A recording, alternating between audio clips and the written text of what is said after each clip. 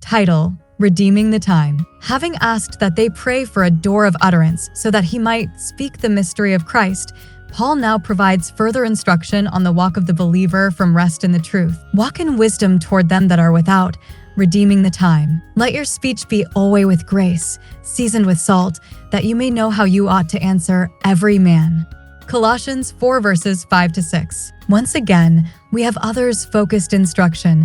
Let's break this down. How often have you as a believer prayed for wisdom in some matter of life? While there is nothing wrong with such prayer, it remains an inward focus, and Paul's instruction is an outward focus on behalf of others. Paul instructs to walk in wisdom toward them that are without, and he means those that are without Christ. And believers who so walk in wisdom do so from rested belief of the truth and ever have their role as ambassadors for Christ toward those who are lost as uppermost. It is job one before anything else matters. So, if you want to understand the so-called Christian walk that many authors, preachers, and other believers may mention, here is one of the insights that Paul instructs regarding same. And the walk in wisdom is one that is redeeming the time. Paul gives similar instruction in Ephesians 5 verses 15-16, stating, "See then that you walk circumspectly, not as fools, but as wise, redeeming the time, because the days are evil. Truly, the days are evil, given that God's enemy, and ours,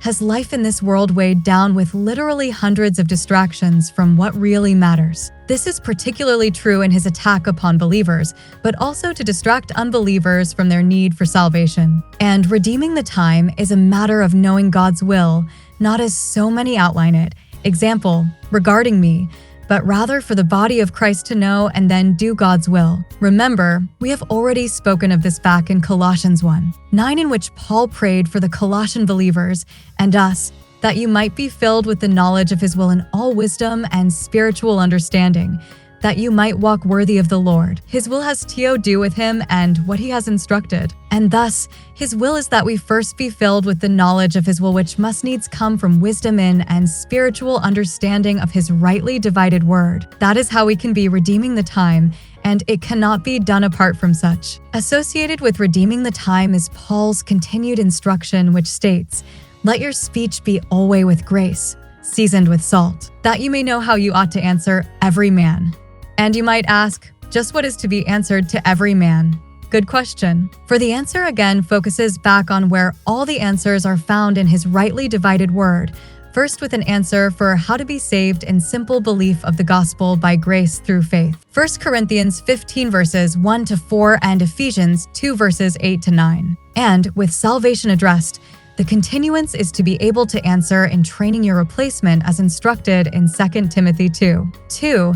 And the things that thou hast heard of me among many witnesses, the same commit thou to faithful men, who shall be able to teach others also. And none of the above things are possible to do as Christ intends unless we know how to handle our Bibles by studying to be workmen that need not be ashamed, because we are able to rightly divide the word of truth. 2 Timothy 2 verse 15. Believer, only an understanding and rested belief of the rightly divided truth is the ambassador for Christ able to fulfill their calling and be found, redeeming the time, for the sake of others. Make it a priority.